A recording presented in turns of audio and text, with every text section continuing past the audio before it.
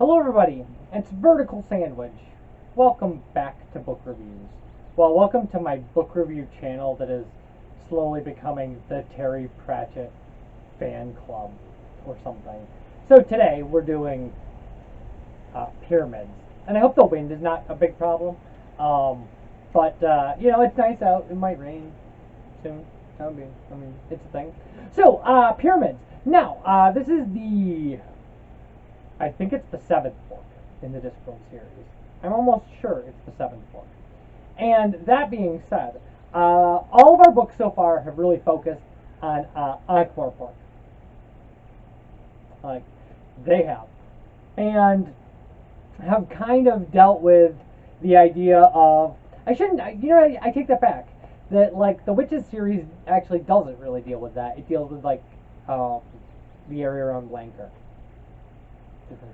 But anyway, we've been confined to a pretty small group of continuing plot lines that are jumping back and forth.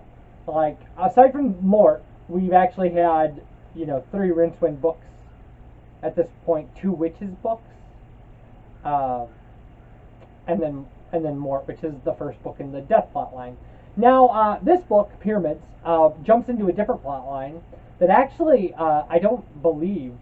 It's part of a series of kind of, how do I say this, self-contained plot lines that aren't necessarily related to one another, called, I think, Ancient Civilizations.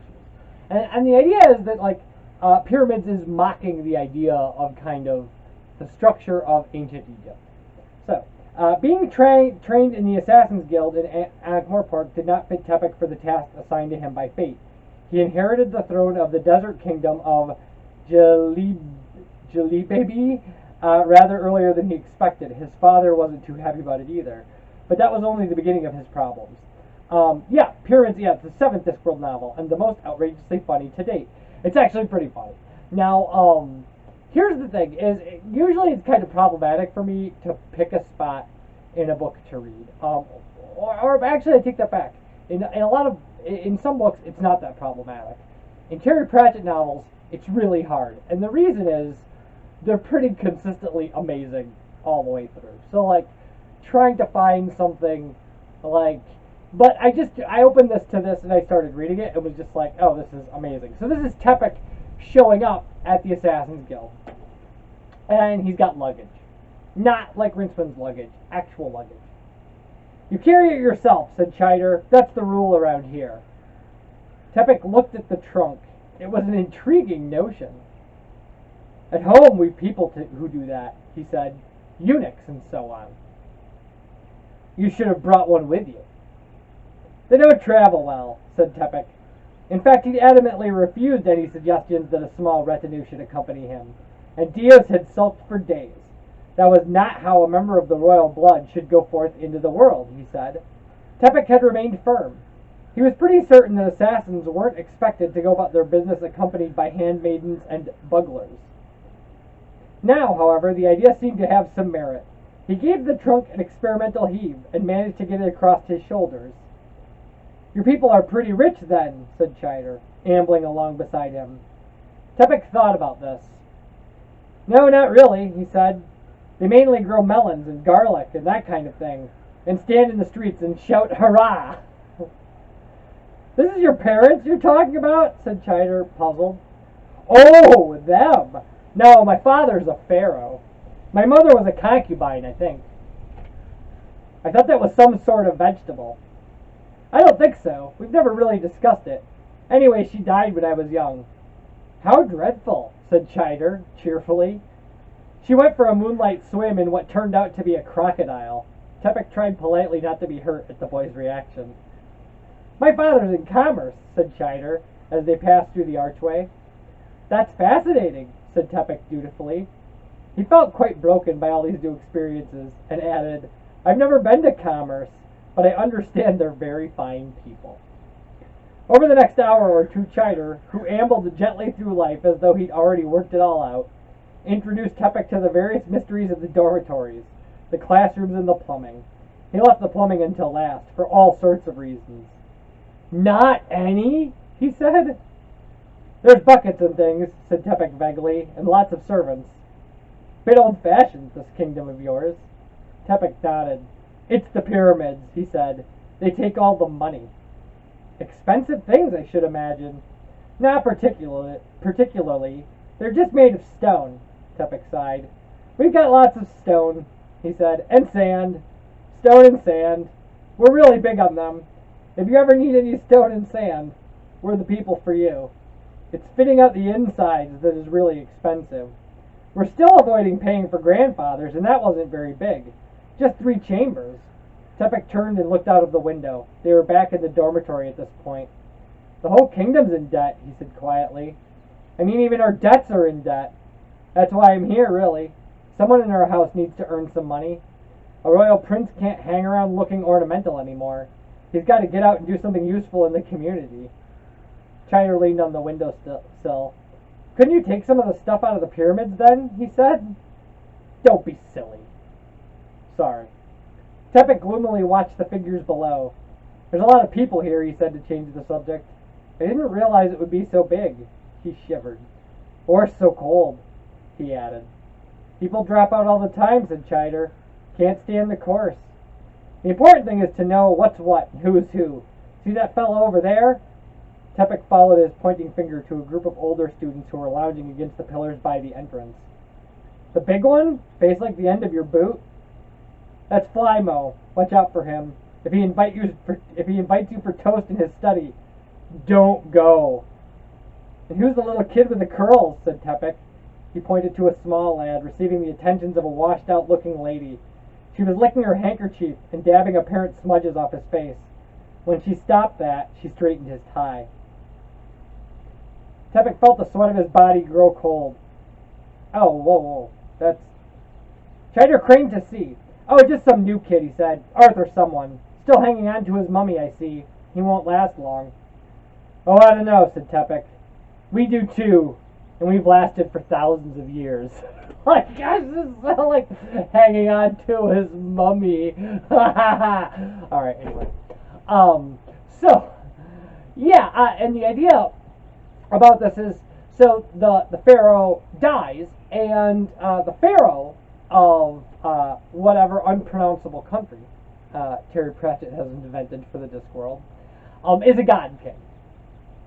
So he causes the sun to rise, and there's all this very great stuff about like these characters, like the pharaoh talking about like having an internal monologue about how he doesn't understand how he's made the sun rise every day. It just happened. And he's glad because he wouldn't have known who to ask if it hadn't happened. And so there's stuff like, and that's the thing. And again, I can't harp on this enough, and it's probably going to be the running theme through all of these reviews. The genius of Terry Pratchett is finding that in the facts. Right? To say like, oh, I'm going to write a comedy about ancient Egypt. Fine, you can do there are a lot of things that you could do that would be very kind of funny about that. But like, I don't know how many people in the world would think of that logic through. That like, if you're a hereditary god king, and that the beliefs of your people is that you do something like make the sun rise every day, how does that feel to the person who's in that position? Like, you have a couple choices. Like, they could be obviously lying about it and know that they're lying about it, or the other spot where they could actually just believe it. It's just been their entire life they were raised to believe that their existence, the existence of their family, has caused the sun to rise every day. They might not even question it. They might just go like, well, that must be so. People must somehow know that. And like, that's the stuff that just like that hooks you in to these novels, is the idea that Terry Pratchett thinks about things the way that you would never believe somebody thinks about things. And he's a brilliant comedic writer. Like, he just is. He's just got a special genius for a comedy that is not inherently British comedy. You want to say, like, well, he's clearly a British comedian, like, whatever. No, he's just a great comedian. Like, his comedy is universal. Alright, so we're back, and I don't know how the edit's going to look on this, but I had to chase the world's loudest birds out of my yard. These crows decided to land right next to where I'm recording, and just, like, yeah, it was amazing. So, but they're gone now. Alright, so what I was saying is that, one of the things we're going to see now with the Discworld series, and a lot of this is going to be about the Discworld series, right? Like, these reviews become about kind of what these books' place are in a series that I've really fallen in love with.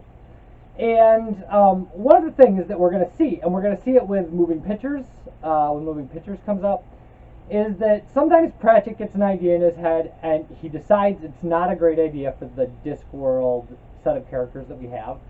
And so we get these kind of freestanding books. Moving Pictures is going to be a book like that as well, where the main characters that are introduced, there will be supporting cast that we recognize. However, the main characters become, the main characters are people from outside of, like, this is not a death book, it's not a Rincewind book, it's not a Witches book, it's not a City Watch book. It's just a freestanding book about kind of this concept that Pratchett wants to lampoon, and it's fine if it's a self-contained book. So if you aren't interested in getting stuck into storylines and you just want a funny comedic novel that's self-contained, like Pyramids works really well outside of the series. Does it fit into the Discworld series? Well, of course. It's a book that takes place on the Discworld and follows the Discworld's rules. So, I mean, it's not so self-contained that you need to, that there are going to be characters who you recognize. It's also going to be a big deal. Like, this is Cut Me Own Throat Dibbler's, like, finest hour, right? Like, no, that's Moving Pictures. I'm sorry. I'm confusing Pyramids with Moving Pictures. Oh, we're going to get there. We're going to get there. So, yeah, it will have characters that you do recognize. I can't believe how much, by the way, that every time I think about this book, I think Moving Pictures. Like, I just envision things from Moving Pictures. Because that's another self-contained book. Now, yeah, this book works really well, on its own. But, again, if you're reading Discworld novels, it's fine. It fits right in, it's seamless, it's just a bump in the road where you go somewhere else. Like, are you going to, like, if you skip this book, will it really cause a hiccup in kind of the series in general? No, actually. If you've never read this book, you could jump this book, and it would be fine. It would actually be fine, because this book doesn't tie in like that. However, it's a good book. It's a genuinely funny book. It hits all the right buttons. Like, the characters are enjoyable. The ideas are really funny. Like, the stuff I read from you, that's the tone of the book all the way through. Like, Pyramids is a good Discworld novel. And here's the thing, we're really going to start picking up steam now. I was looking at the list for, like, the next Discworld stuff, and the reviews from here on out are just going to be, it's just going to be crazy. It's just all downhill, like, or all uphill. I guess, like, downhill if quality is the thing that's in the basement. Uphill if not quality is the thing at the bottom of the hill. So, yeah, these books are just going to get better and better as we go. So, yeah, when we come back next week, it's going to be Guards! Exclamation point. Guards! Exclamation point. Bye, everybody.